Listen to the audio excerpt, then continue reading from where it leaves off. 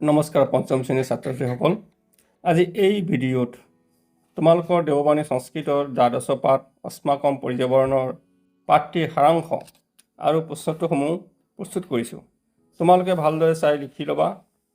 যদি ভিডিঅ'টোৰ দ্বাৰা তোমালোকৰ সহায় হৈছে তেনেহ'লে আন পাঠসমূহৰ বাবে চেনেলটো ছাবস্ক্ৰাইব কৰিবা।